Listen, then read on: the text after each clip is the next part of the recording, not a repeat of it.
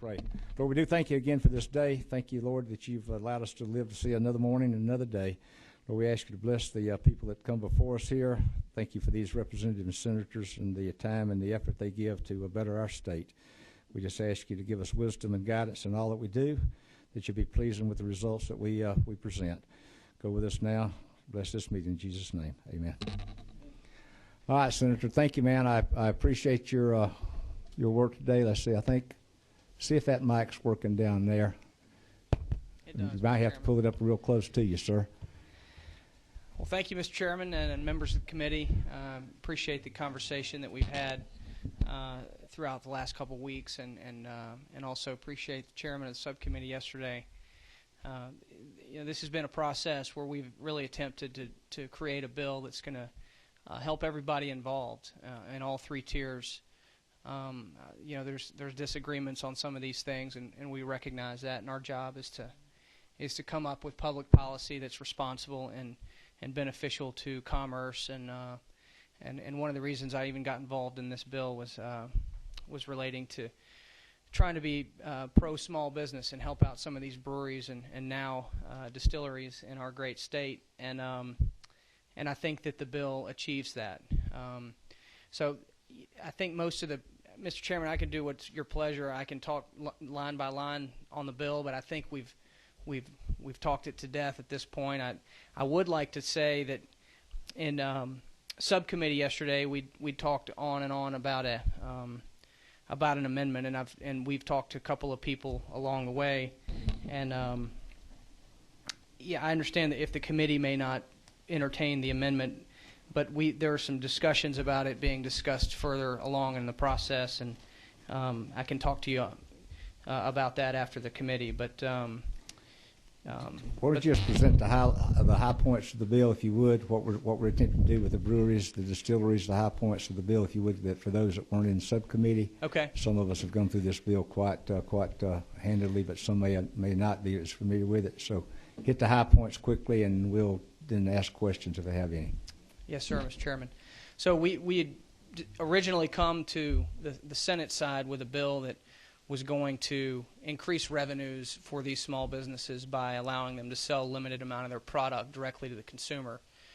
What we'd proposed was 72 ounces for them to sell to their consumers on site and 144 to go. And through debate and conversation, that was parodied down to 36 ounces on site. Not to be sold, though. It's going to be a free tour, or excuse me, a paid tour, and then you can have the tastings. And then what cleared the Senate was a 64 ounces to go. And now the new bill has 36 on site with 72 to go in individual containers, which is essentially a six-pack.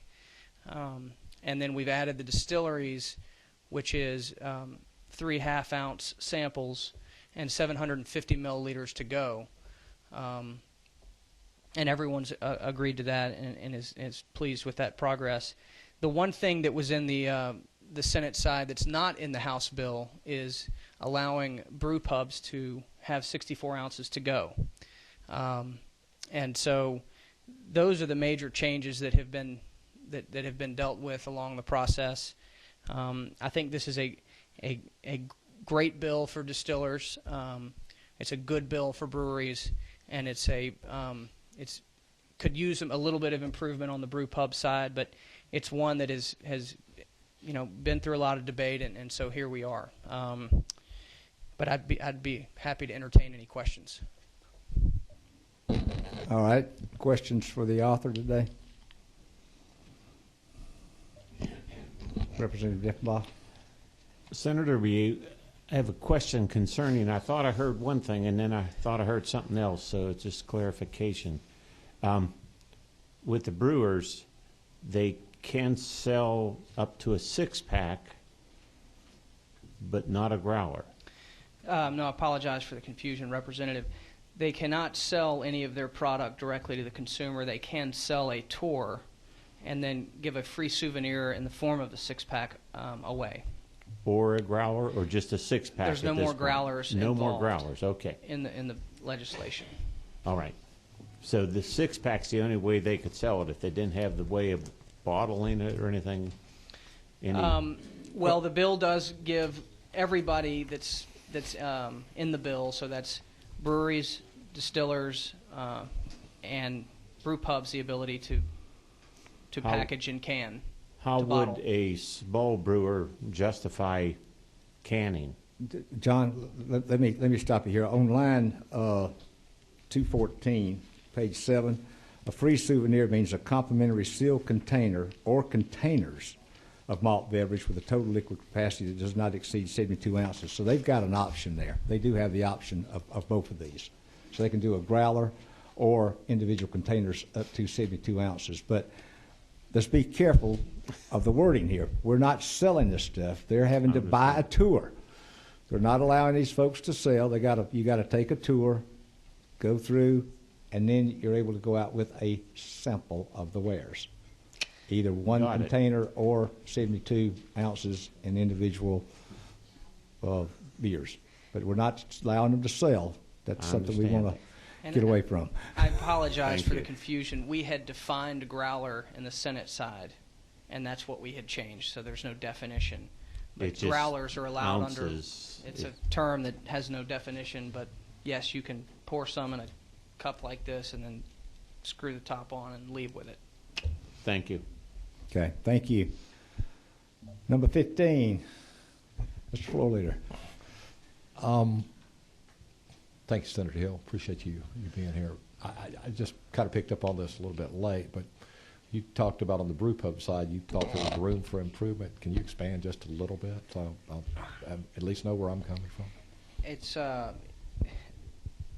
I just came, the reason I was late is from another meeting with members of the House, and so it's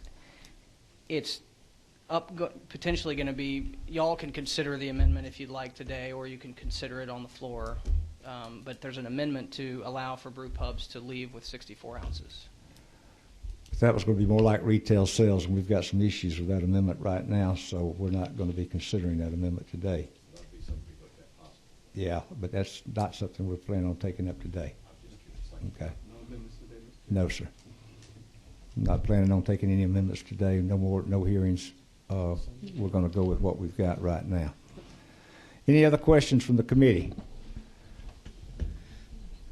All right. There is one slight technical change, and Representative Harrell, will you want to present that to us? Certainly. Members of the committee, first on page 5, line 136, our Department of Revenue has raised a minor issue. It's a technical issue, just dealing with some of their administration. On line 136, beginning at the second and, A-N-D, where it says and to individuals, we're going to strike out and to individuals who have not attended such distillery tour on line 1. So it starts on 136 and ends on 137. Period stays in place. And then that exact same language appears on page 7, beginning on line 237. On line 237, again, it starts with the second A and D, strikes out the exact same words, and to individuals who have not attended such brewery tour in this instance. And again, it just adds a little clarity there. I don't think it'll affect the operation of the tours or the industry versus what is in the bill itself. But it'll give our department a little more comfort in administering the law. Okay. And I would offer that as a motion to do pass as amended in committee. Okay. We have a motion. Can we get a second on that amendment? All right. Any discussion? If not, let's say I need to get a moving second for the bill first, though. I'm sorry. Okay. All right. There's no objection to the amendment as stated. All right. Can we get a moving second then on this bill as amended, the Senate Bill 63 as amended by committee? Move that we pass House Bill 63 as amended, substitute House Bill, Senate Bill 63 as amended. Okay. Got a move? Second. Any discussion? All in favor, let me know by saying aye. Aye. Any opposed, like sign. All right, Senator. Thank you very much. Thank you, Mr. Chairman. We appreciate your work, and we need the next senator to be making his way over here shortly, and you go back to work. Thank you, sir. Get some good legislation passed for us, sir. Thank you. House bills.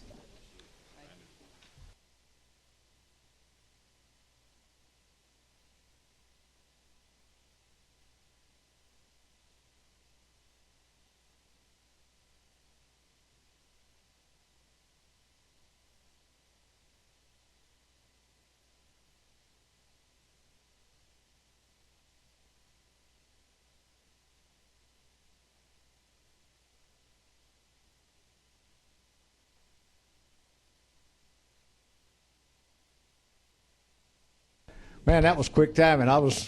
You're on the ball, sir. All right.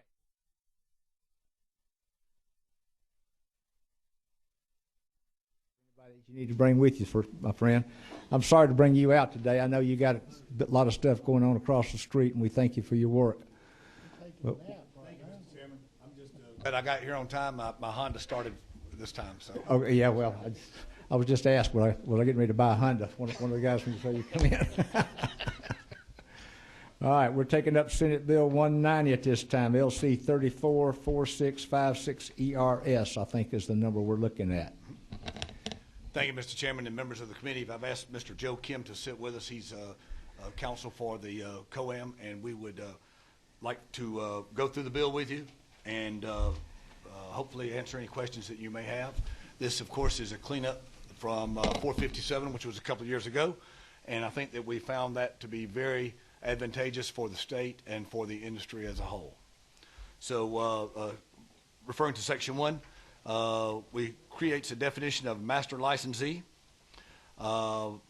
simple and straightforward. Section 2 adds manufacturers and distributors to the regulatory regime which regulates the master licensee, the local owners and operators, and adding the distributors closes a regulatory loopholes that we experienced with the previous bill, and requires payment of an initial license of $5,000. It also deletes references to the licensing period being from July through June 30th, with over 5,000 locations and a couple of hundred master licensee. It became a bottleneck to get everyone processed. Section 2 further corrects a couple of typos, creates the transfer fees from the master licensee when they sell their business, and a non-refundable late fee goes from $125 to $1,000. $125 just didn't give anybody much incentive to pay on time. Reminds me of when I sell a car, people often say, does that include the late fee? That's so that includes tires as well. He's bought from me. There we go. Joey, I'll let you take Section 4 if you would, please. Certainly. Again, I'm Joe Kim with the Georgia Lottery. The big issue with Section 4 is the current law provides for a moratorium of master licensees. It will expire in January of 2016. So we're trying to address that so that we don't have an unlimited number of master licensees. You know, the purpose here is to have a regulated industry, but we want to allow for controlled growth. So what Section 4 does is currently we have about just over 200 master licensees. It's going to set a statutory cap of up to 220. The lottery will auction off the balance of the available master licenses, and the existing master licensees would be grandfathered. There's another section of the bill, though, that provides for transfer fees associated with the licenses. So that's when we would recoup the benefit of the existing grandfathered master licensees. And in Section 5, again, as Senator Miller referred to, we're changing the licensing cycle. It will still be annual licensing, but rather than from July 1st through June 30th, we're asking for the law to allow the Lottery Board, with the advice of the COAM Advisory Board, to set that licensing cycle pursuant to Rule of Reg. Again, with 5,000 location licensees and 200 master licensees, it creates a huge bottleneck of work.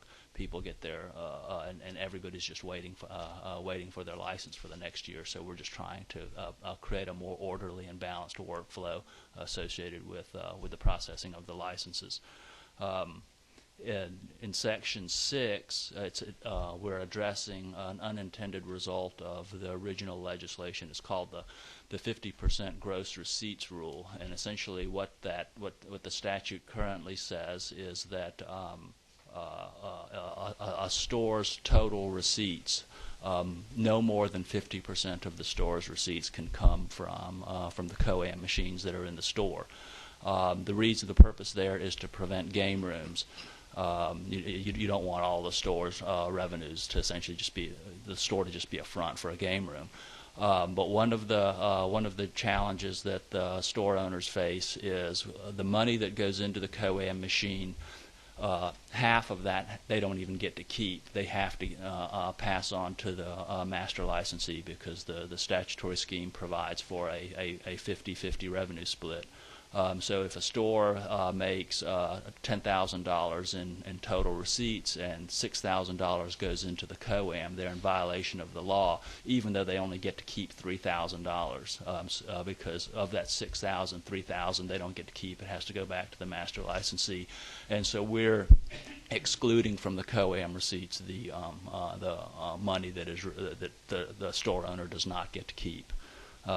And here's probably the most important part of the bill in Section 6, and that is it's going to limit the number of COAMs at one location to 9. The current law allows local governments to exceed that amount. I think the expectation was that it would be incidental, and up until now we've only had, I think 14 is the most that we have, but we feel like we need to take away that exception based on what happened. I think many of you may have seen the news coverage where there was a proposal for a casino-like facility with 425 COAM machines, and that's candidly not anything that anyone had in mind, and this local government exemption would allow that kind of thing to continue to happen, and we want to close that loophole. And again, Section 7 continues. It continues to add the manufacturers and the distributors to the licensing regime. It does clarify, and among that licensing regime is that the participants, the manufacturers, the distributors, the master licensees, and the owners are not to have financial interests in one another, and that's certainly the intent here. But it's also to recognize the ordinary course of business and clarify that if a manufacturer or distributor finances the purchase of the machines, that would not be an impermissible financial interest. Section 7 that goes on to it's a clarification that again the current legislation created the 50-50 revenue split. Before then, master licensees and store owners could agree to whatever they wanted. So there's been this question of if there is a contract prior to 2013 that was, say, a 70-30 split, and then they continued on with the contract and paid on a 50-50 split. If they didn't rewrite the contract formally, is that contract void? And this clarifies it's not void. The statute just, as a matter of law, conforms to the statute. The goal here is not to go out and void or create some interpretation that all of these contracts are now void. That was never the intent. Section 9, again, just adds manufacturers and distributors to the licensing regime. And Section 9 also adds an arbitration provision to resolve disputes between master licensees and store owners. One of the things that we're seeing frequently is there's a lot of disputes that a master licensee may say that he or she was unlawfully pushed out of a particular store, alleging that there may have been some financial inducements. The amount of time it takes for the traditional litigation process to resolve those kind of disputes, the damage is done, if there was an improper financial inducement, the master licensee that made it has reaped the benefit of that. And this freezes, what this does is it creates the arbitration provision. It creates a statutory freeze so machines cannot be removed, and it creates an expeditious arbitration procedure to try to handle those kind of disputes. And we're certainly happy to take any questions that any of the members may have. All right. Members of the committee, any questions at this time? I've got just a couple popped up in my little mind here.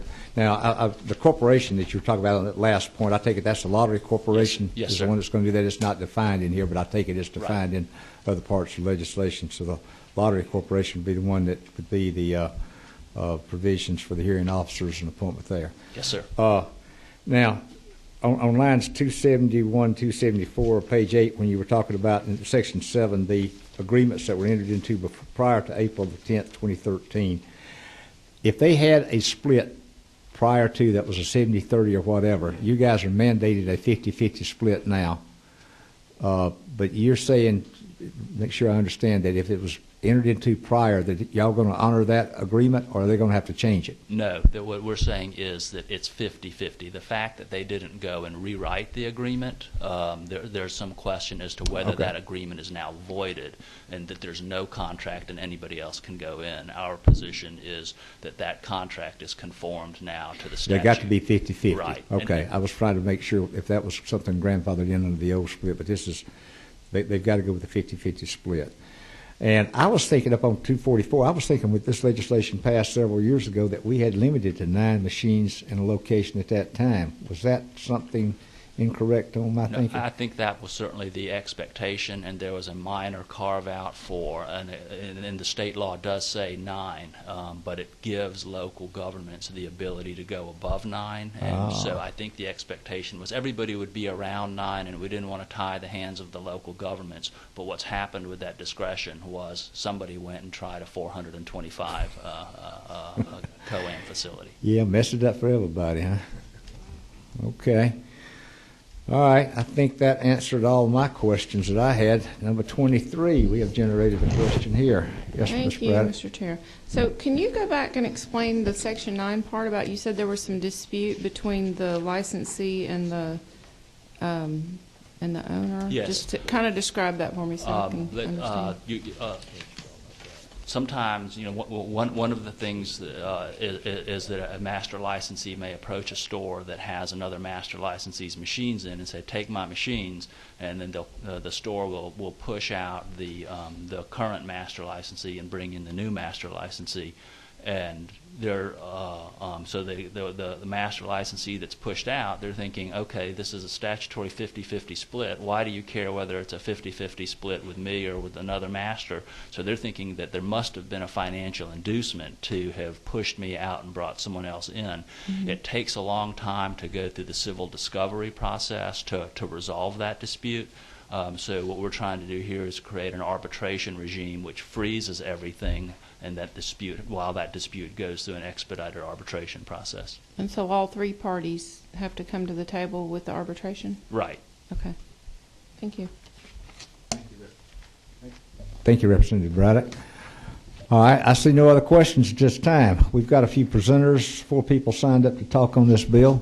So, Senator, if you'll let these folks talk, we will come back here in a minute and see what we're going to do.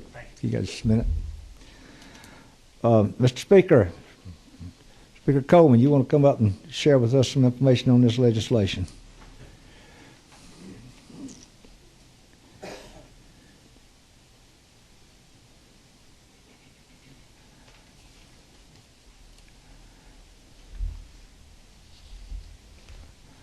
Good to have you here today, sir.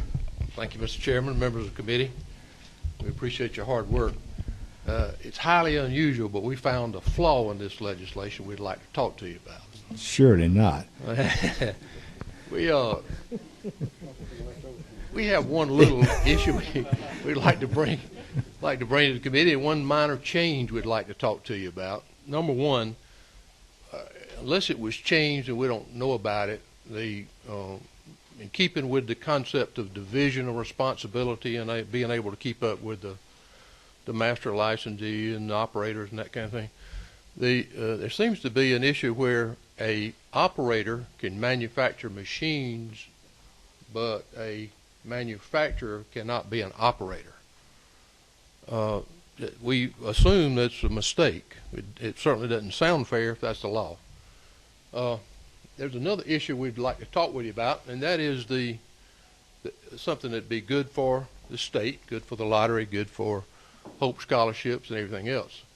We believe that, like every lottery operated in this country, the games should be tested by independent labs. At this point, the lottery has chosen not to do that until December of 2016. We'd be really interested in moving that date up to maybe December 31st of this year or January 1st of 2016, because we believe it'll help bring money into the lottery, profits into the lottery, and guarantee that the people who are players, that the store owners who allow these machines, and the operators themselves would benefit greatly. We believe it's a fair thing to do. We'd like to talk to you about it and be happy to answer any questions. Now, Mike Mackey is here with me. He is part owner of Primero Games and a larger manufacturer in the state. And if you have any questions, we'd be glad to answer them. The two things we'd like to kind of work out, and that's the manufacturer can't be an operator, but an operator can be a manufacturer. And the other thing is what every lottery in the country does, and that's independent lab testing of the games. Mr. Mackey, you have any comments this time? You're down to speak also. Good to see you again, sir. Thank you. My name is Mike Mackey. I'm a native Georgian. I've been operating and building and manufacturing games for 35 years in Georgia. And I have a lot of experience in this business. I've been in over 80 regulated markets and been licensed in all those markets. And as the speaker said, in every market, the testing goes all the way to the game. From our point of view, as a manufacturer, we feel like we need a level playing field, but it needs to be of a higher level. And without game testing in the scheme, we don't see the competitiveness that we'd like to see with higher manufacturers, but instead we're having to compete with games that come out of Korea and Europe and things like that are designed to kind of circumvent the system. The system that is now in place in Georgia, which lasts until the end of 2016, allows the use of a transitional device. And that device is a way that the existing games out there can be managed and operated and not have to have compliant software. We have demonstrated and spoke about how all these systems that are in place now that do not have certified game tested software can be cheated, and they can. And what happens to us as a manufacturer in the business is we can't ever underestimate the creativeness of our people operating machines in the field. If there's a way in computers and software to go around a system, they're going to go around it, and we're seeing that now. 487 was really, or 457 was really designed to kind of clean up the business and to kind of regulate the business and try to put some standards in place so that everybody reports properly, the information is accurate, and we don't have to worry about it. So from our point of view, game testing helps our business, it helps our industry, and it is the only way that you can ensure that the player, the GLC, the state, and anybody else can't be cheated.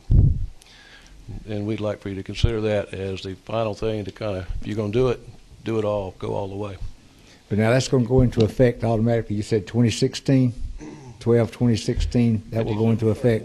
At the end of 2016. Oh, December 31st, yeah. Yeah, that's when the transitional device has to go out of the field. However, that still doesn't address the game testing option. That is not in the law. It needs to be in the law.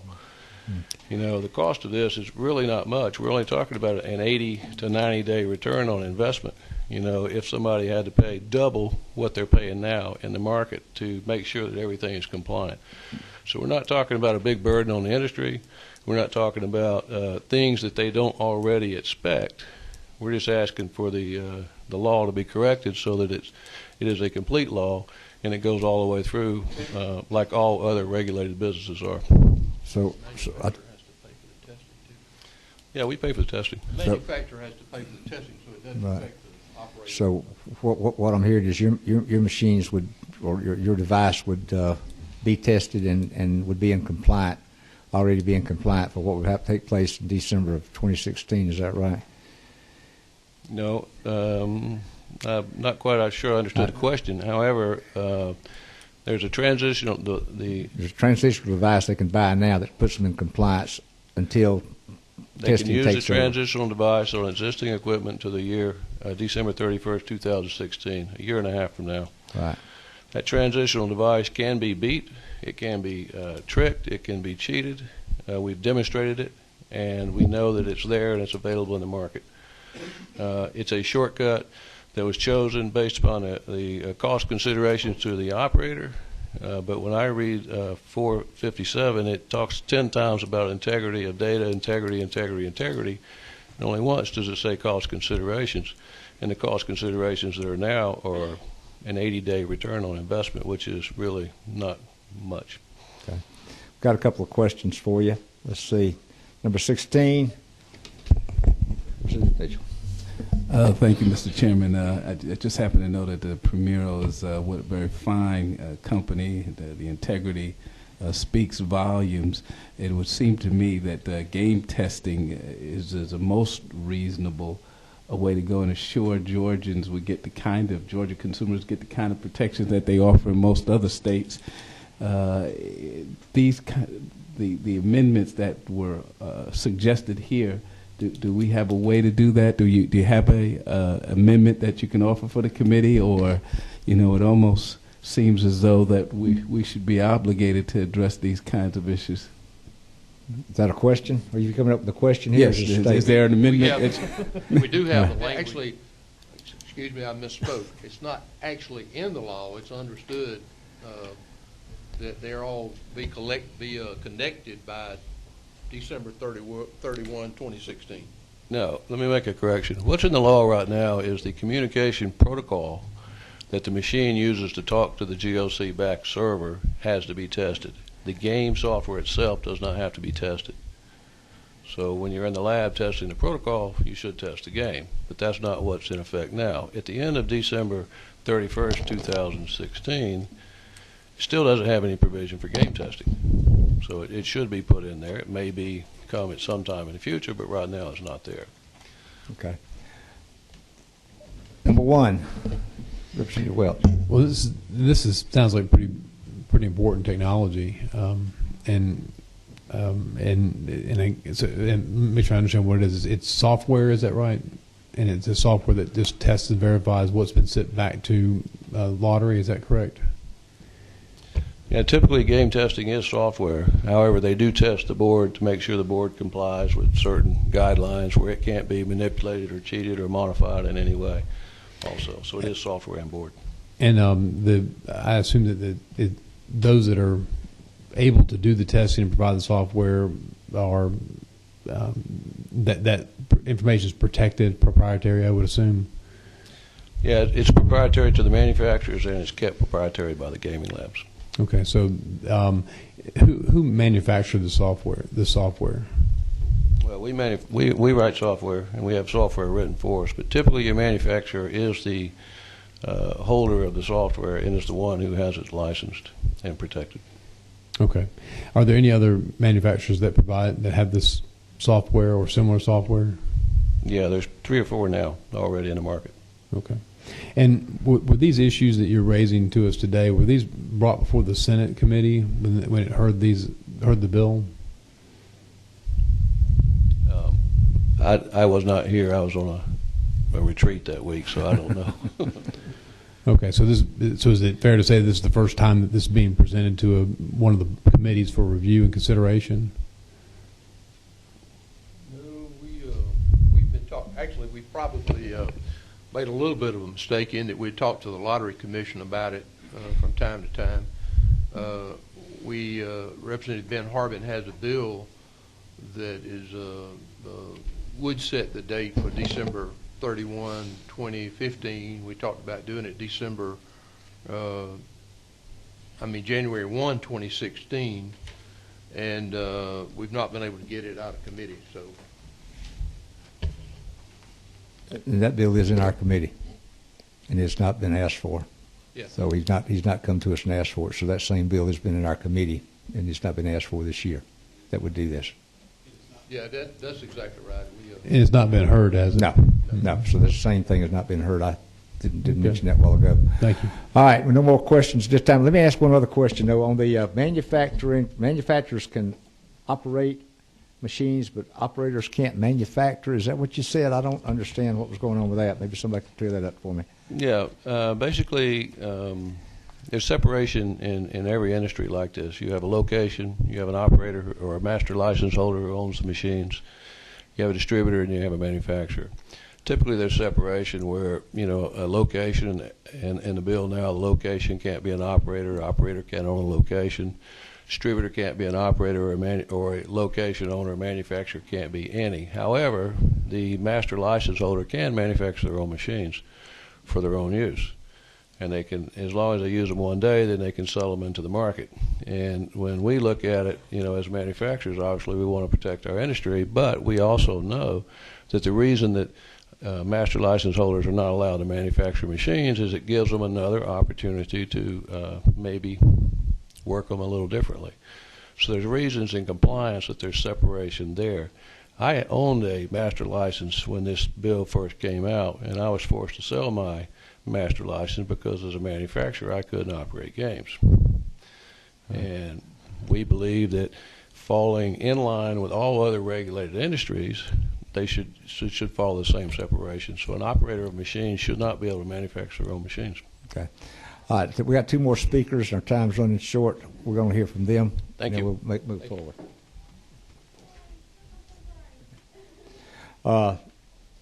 Joe, you want to come back up? You're signed up to speak now. Let's finish up with the last questions. Okay. Just to clarify, the two issues around game certification and the SAS connectivity, they're two separate issues. The December 31, 2016 date has nothing to do with game certification. That has to do with the requirement by which all of the master licensees have to be connected through the SAS protocol. So, with respect to the game certification, we're not opposed to game certification as a matter of principle. What we want to be careful of is that we're aware of what the impact is going to be to the market if you statutorily require game certification. How many current operators are going to be able, or how many current manufacturers are going to be able to meet that requirement?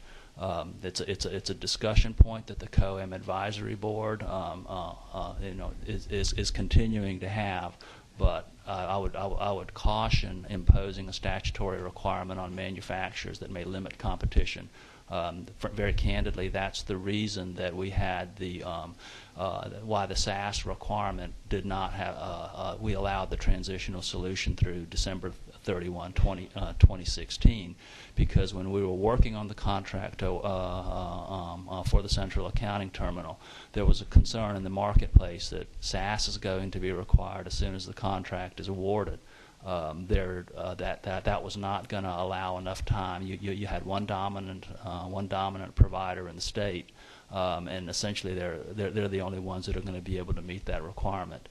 That's why the lottery board, we stood by our SAS requirement, but in order to not force master licensees to pay whatever the dominant player was charging, we created the transitional solution, and the price dropped from $2,000 to under $1,000. The only reason it was $2,000 was you either had to do it, or the regulation was, the anticipated regulation was going to put you out of business. So I would advise caution on implementing a game certification requirement that may have restrictive competition consequences in the marketplace. In addition, game certification, it's not a silver bullet. It's not an assurance. We're having to send out letters right now to various location owners that some of these games that have been certified, they're out of balance to the tune of $300,000. So, statewide, not for an individual machine. Game certifications, it's something that it's a good idea.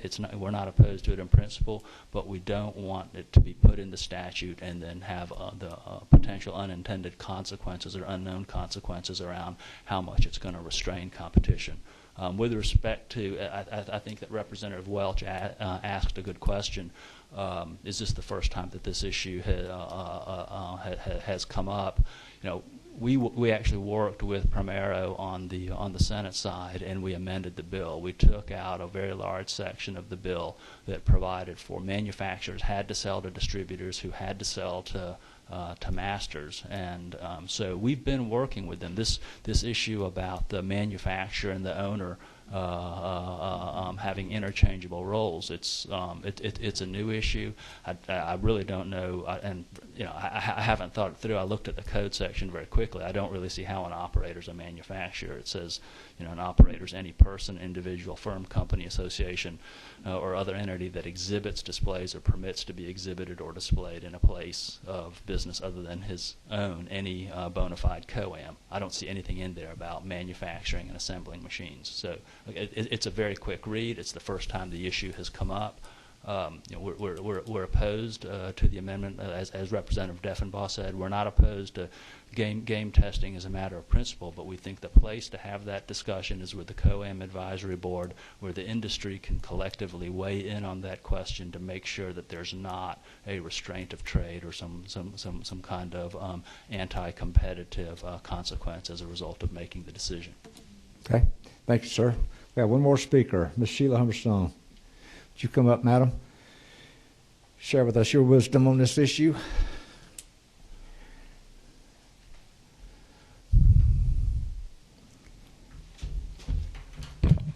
Mr. Chairman, can you hear me? Slide it up a little closer, please. Mr. Chairman, members of the committee, my name is Sheila Humberstone. I'm with Stonebridge Consulting, here today on behalf of Vanilla Games, like vanilla, but with a B, Vanilla Games. We're located out of Greensboro, North Carolina, and I just wanted to come and give you an alternative perspective of a manufacturer who's doing business here in Georgia.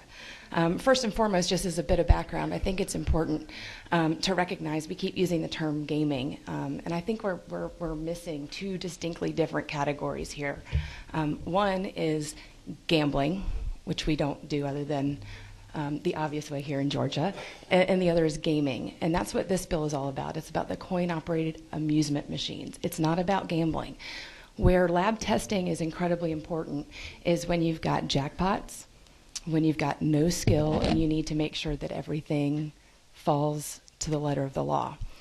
Our games always require, and the Supreme Court has decided that our games require skill. And so it's a different animal altogether. So as a manufacturer, at some point, if we decide to go down that route, we're happy to present certified games. But at this point, with $5 per win of merchandise that you can get in the store, it's just not necessary.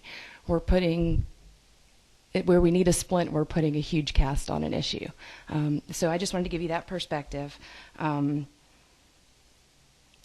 When you hear statements like all markets are lab tested, all gambling markets are lab tested, you don't always see that in an amusement type arena. And so it's important to recognize, again, that difference is very important. There are, we've been in existence here in Georgia for quite some time, and we haven't been lab tested. The lottery does lab test the centralized accounting system, and that's where it's critical that the information is solid. We've enjoyed working with the lottery. We're new members here in Georgia, and it's because of the work that you guys did along with the lottery in cleaning up this industry and making it a place that we're excited to do business. You can ask me some questions if you like, or I can yield so that you can. We support the bill in its entirety and would ask for no amendments. Okay. I don't see any questions, ma'am. Great, Thank you you for sharing with us. Senator, you and Joe want to come back?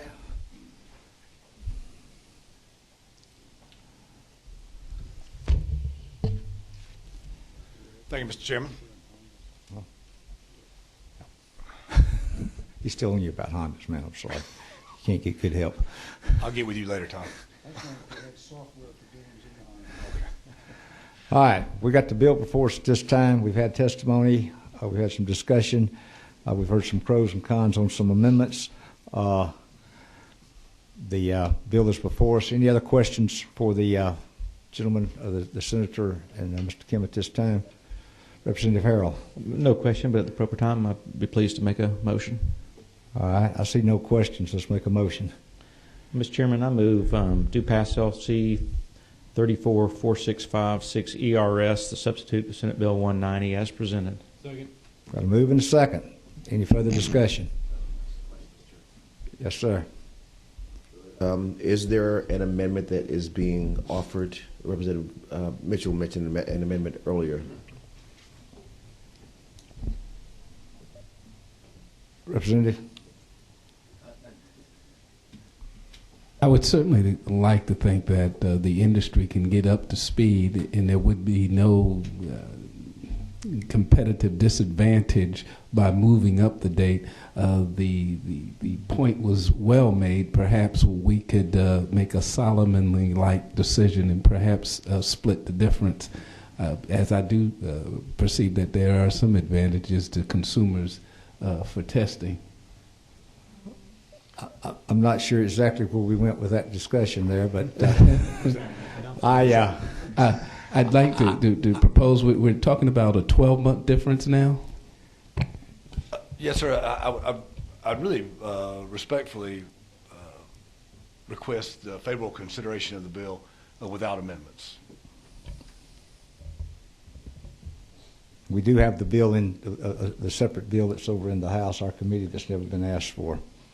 So that was a consideration also to me. That would indeed make the suggestion that I just did? Yes, and it was never asked for. Is that right? Mm-hmm. Number 15. I think you just answered, Mr. Chairman. There was a bill that's never been asked for, and based on the information that was presented to me, it seems like we could exercise caution here and go slow before we enter into the testing aspects. Number 1. Mr. Chairman, I'm not comfortable voting on an amendment that I haven't seen yet. Okay, thank you very much.